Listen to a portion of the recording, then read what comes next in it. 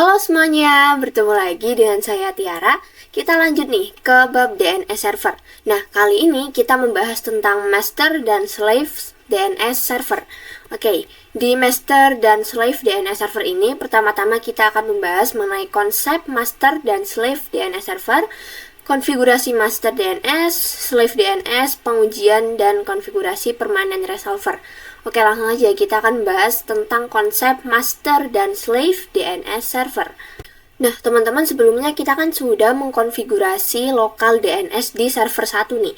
Nah, pada type-nya kita menuliskan master. Jadi, terdapat dua type, yaitu master dan slave. Di mana si server 1 ini dia adalah master, atau DNS, atau lokal DNS yang bersifat aktif nih. Sedangkan nantinya di sini kita akan membuat server 2, tipenya adalah slave, atau sebagai backup. Nah, maksudnya itu apa sih? Jadi maksudnya misal si server 1 ini dia mati. Nah, maka si server 2 sebagai slave dia siap menggantikan si server 1 yang sudah mati sebagai DNS. Jadi intinya server yang slave yang tipe master tipenya itu slave, dia sudah bersedia untuk menggantikan ketika si masternya ini sudah mati. Jadi nantinya di server 2 ini dia akan menjadi backup lokal DNS server ketika server 1 ini mati. Nah, langsung aja kita masuk ke materi konfigurasi master DNS servernya. Nah, kita akan konfigurasi master DNS servernya di server 1 yang kemarin kita sudah menjadikan dia sebagai lokal DNS. Oke, langkah yang pertama ini kita bisa pergi ke root dulu. Zoom in, masukkan password root. Nah, langkah selanjutnya kita masuk ke, sebelumnya kita sudah menginstal bind 9. Nah, kita masuk cd /etc/bind. Nah, ini saya clear aja. Lanjut kita pergi ke nano name.conf.local. Oke, langsung aja nano name.conf.local. Kita enter. Nah, di sini kemarin kita sudah mengisikan nih nama domain dan type-nya dia adalah master. Nah, kita akan menambahkan konfigurasi allow transfer. Nah, dia itu nantinya akan mentransfer seluruh data lokal DNS yang ada di server 1 ini ke server slave-nya. Nah, kita akan menggunakan server 2 Ubuntu sebagai slave-nya nih. Kita bisa tambahkan di baris sini. Ini kita tap allow script transfer. Kita kurung buka, kemudian masukkan IP dari server 2, IP dari server yang akan menjadi slave-nya.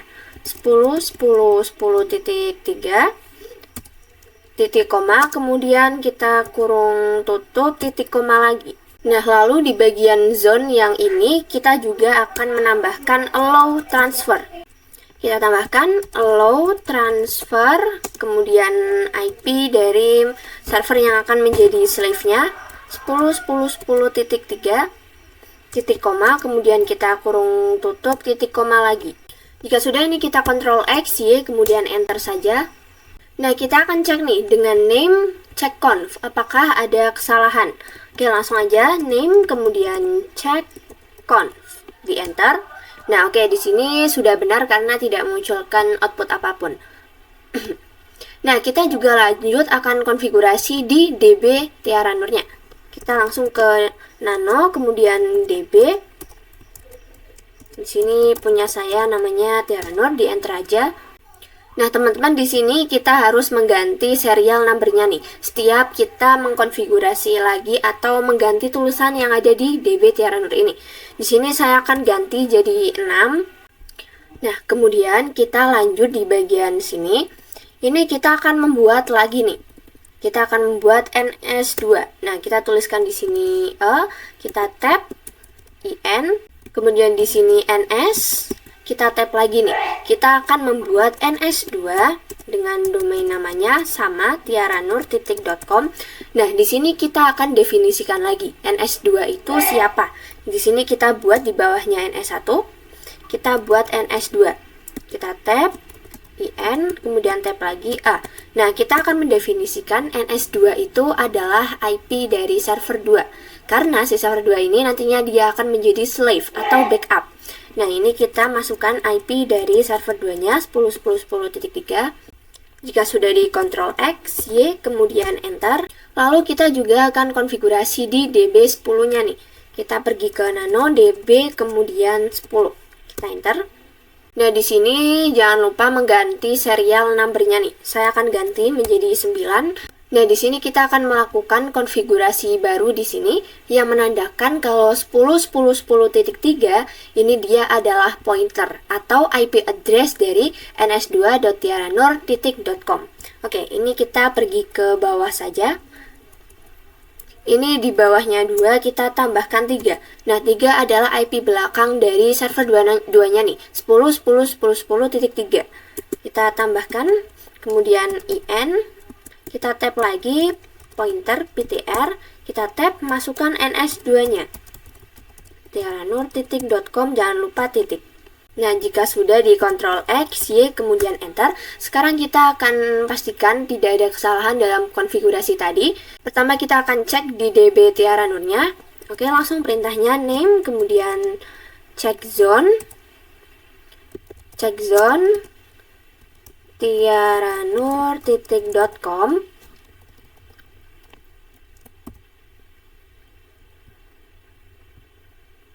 Kemudian di sini DB Tiaranur. Kita di enter. Nah, di sini punya saya masih terdapat kesalahan nih. Kita lihat salahnya itu di mana. Nah, oke, di sini kesalahan saya adalah tidak ada tanda titik di sininya nih. Oke, saya tambahkan titik. Di sini kalian bisa lebih teliti lagi, Ctrl X, Y, kemudian Enter. Kita coba untuk cek lagi, cek zone, di Enter. Nah, jika loaded serial 6, oke, itu artinya sudah tidak ada kesalahan. Kita lanjut akan cek zone di DB10-nya. Langsung aja kita name strip check zone 10.10.10.10 titik in strip addr titik arpa, kemudian DB10. Jika sudah di enter. Nah, jika loaded serial oke, itu artinya sudah tidak ada kesalahan. Oke, ini kita sudah konfigurasi untuk masternya nih. Nah, kita lanjut untuk konfigurasi slave DNS servernya. Nah, kali ini kita akan menjadikan server 2 Ubuntu sebagai slave-nya nih, atau sebagai backup lokal DNS-nya. Langsung aja kita buka di server 2-nya. Oke, di sini saya sudah membuka untuk server 2-nya, dan ini langkah pertama untuk konfigurasi slave itu kita harus install bind 9-nya dulu. Nah, kita jangan lupa pergi ke root sudo su.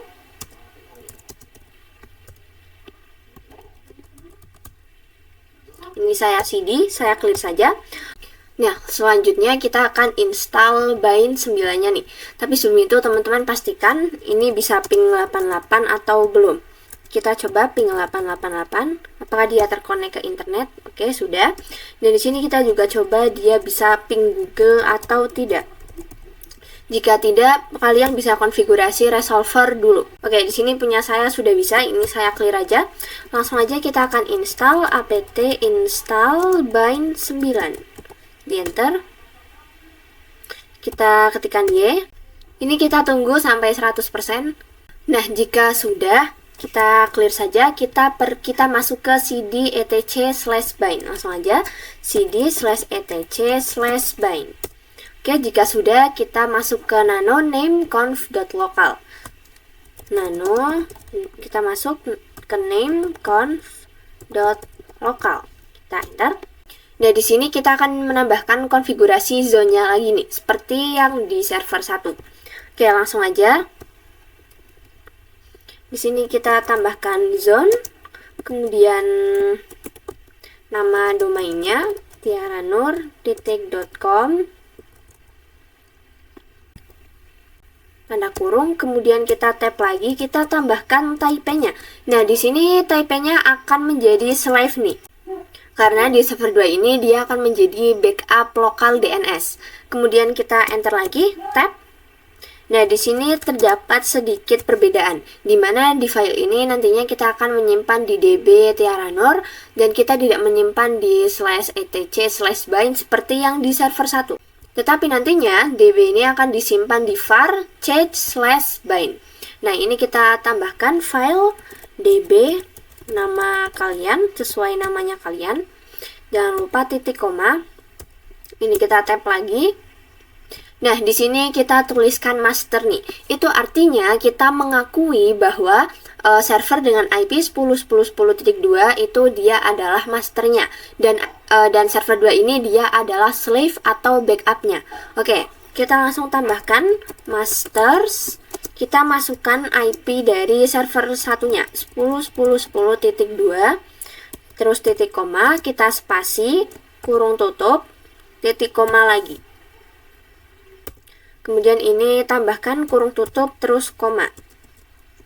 Kurung tutup kemudian koma. Nah, di sini kita tambahkan zone lagi. Kita tambahkan zone kemudian tanda petik 10.10.10, dan ingat teman-teman di sini IP-nya itu dibalik. Kemudian in strip addr titik arpa kemudian titik koma. Ini kita kurung buka. Nah, di sini kita juga akan mendefinisikan sebagai slave nih. Kemudian kita tap lagi, enter. Kita tuliskan filenya di db10. db10. Jangan lupa titik koma. Kita enter, kemudian tap lagi. Kita akui mastersnya, sebagai masternya, yaitu server dengan IP 10.10.10.2. Kita titik koma, kemudian kurung tutup, tambahkan titik koma lagi. Nah, di sini jangan lupa kurung tutup, titik koma lagi. Oke, teman-teman, di sini kita bisa cek dulu. Jika sudah, ini bisa kita Ctrl X, Y, kemudian enter. Nah, kita coba akan cek nih, name check conf. Oke, langsung aja name strip check conf. Kita enter. Nah, oke, tidak muncul apa-apa, artinya tidak ada kesalahan. Nah, kita coba pergi ke server satunya nih. Ini saya clear dulu. Nah, di server satunya kita coba cat /etc/bind/name conf.local. Kita enter. Nah, jadi di server 1 kita mengakui bahwa dirinya sendiri atau server 1 ini dia adalah master. Nah, dan dia juga sudah mentransfer keseluruhan isi file. Nah, file tersebut itu adalah db10 dan db tiaranur ke transfer ke slave-nya, yaitu server dengan IP 10.10.10.3, yaitu server 2 yang ini. Ya, di server 2 dia juga sudah mengakui untuk type-nya bahwa dirinya itu adalah slave atau backup. Nah, dia juga mengakui kalau mastersnya adalah server dengan IP 10.10.10.2, yaitu server satunya ini.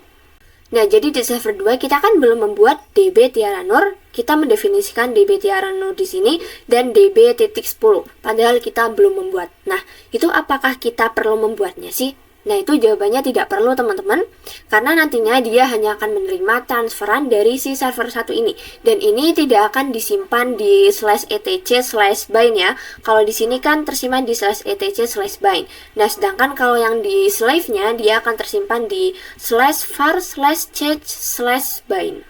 Di sini kita bisa clear saja. Kita coba restart bind 9-nya, systemctl restart bind 9, di enter.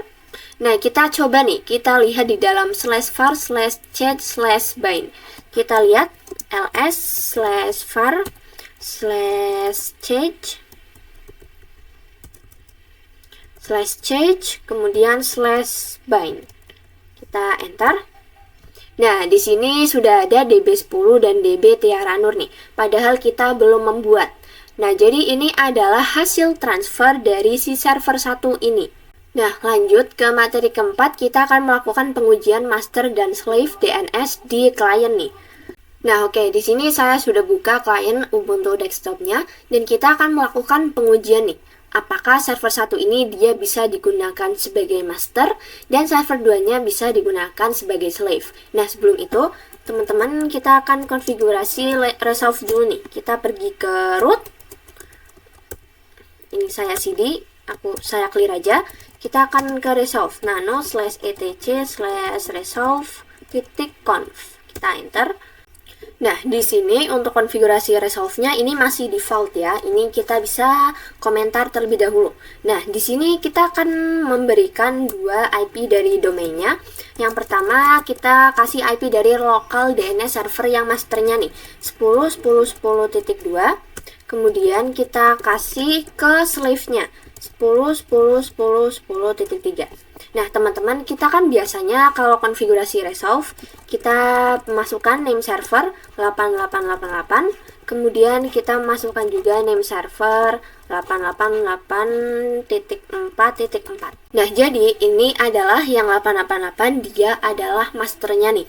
Dan 888.488.44 dia adalah slave-nya. Oke, ini kita hapus saja. Nah, di sini kita sudah memasukkan IP dari dua domain. Ya, yang pertama yaitu masternya, master local DNS, kemudian yang kedua adalah slave-nya. Oke, ini kita coba Ctrl X, Y, kemudian Enter. Saya clear saja. Nah, lanjut nih, kita coba akan dig, kemudian masukkan nama domainnya, tiaranur.com. Nah, oke, di sini sudah muncul NS1 dan NS2-nya. Nah, misal kalau punya kalian belum muncul, kalian bisa cek di nameconf.localnya. Nah, di sini kalian cek adakah yang salah pada bagian IP-nya. Nah, biasanya ini di sini terlupa tidak ada spasi ya, teman-teman. Tadi saya juga terlupa tidak ada spasinya. Nah, di sini teman-teman bisa tambahkan spasinya lagi. Di bagian sini juga bisa tambahkan. Jika sudah, di Ctrl X, Y, kemudian Enter. Nah, baru itu teman-teman bisa di restart. Kemudian kalian coba untuk dig lagi, maka akan sudah muncul seperti ini. Nah, jadi domain Tiaranur ini dia adalah IP-nya 10.10.10.2 sebagai masternya, dan slave-nya adalah 10.10.3. Nah, si tiaranur.com ini dia juga mempunyai web server yang berbasis Debian nih, yang sebelumnya sudah kita konfigurasi, yaitu dengan IP-nya 10.10.10.4. Nah, bagaimana sih cara kita tahu mana masternya? Nah, teman-teman bisa lihat yang di bagian ini, query type. Di sini menampilkan IP 10.10.10.2. Ini adalah IP server 1 sebagai masternya. Nah, sekarang kita coba nih di server 1, kita coba matikan. Ini kita pilih yang save the machine state, kita oke. Nah, setelah itu ini saya clear dulu, kita coba dig lagi. Nah, maka di sini di bagian sininya IP-nya sudah berubah 10.10.10.3, IP dari slave-nya atau backup. Jadi ketika si server 1 ini mati, maka si server slave-nya yaitu server 2 Ubuntu dengan IP 10.10.10.3 ini dia sudah siap menggantikan sebagai lokal DNS-nya nih. Nah, sekarang kita coba untuk nyalakan server satunya kembali. Ini kita start. Oke, ini server satunya sudah menyala, dan di kliennya ini coba akan kita dig lagi. Kita coba dig domainnya. Nah, maka di sini sudah berubah ke IP dari master DNS-nya. Nah, teman-teman, di sini kita juga akan lanjut untuk materi selanjutnya tentang konfigurasi permanen resolver di Ubuntu kliennya nih. Oke, ini saya perbesar dulu. Nah, teman-teman, saat kita konfigurasi resolver tadi, itu konfigurasinya tidak permanen nih. Jadi, saat kita mematikan Ubuntu desktop atau kliennya ini, kemudian kita jalankan lagi, maka konfigurasi resolvernya akan kembali ke default ini. Nah, ini di sini kita sudah setting. Nah, jika kita matikan kemudian nyalakan kembali, dia akan kembali ke default dengan name server 88 atau dengan defaultnya yang tadi ini, teman-teman. Name server 127 titik berapa gitu. Nah, konfigurasi default tadi itu didapatkan dari IP DHCP nih, karena sebelumnya kita sudah menyeting DHCP server untuk di kliennya. Ini kita bisa cek aja IP-nya. Nah, di sini IP-nya 172.16.1.1.32, di mana ini adalah IP DHCP yang kita dapat dari router Debian, karena sebelumnya kita sudah konfigurasi DHCP. Nah, karena DNS yang ada di resolve ini akan kembali ke default, dan kita pengen konfigurasi resolvernya itu dia masih tetap, yaitu 10.10.2 dan 10.10.10.3, maka kita bisa konfigurasi di DHCP-nya nih. Nah, karena konfigurasi default resolvernya ini ketika dia kembali ke default, itu adalah IP dari DHCP-nya nih. Karena kita mengkonfigurasi DHCP sebelumnya di router, maka kita akan pergi ke routernya. Kita coba cek untuk konfigurasi DHCP-nya. Nah, di router ini kita bisa pergi ke root dulu, masukkan password root. Kemudian kita pergi ke nano/etc/dhcp/dhcpd.conf.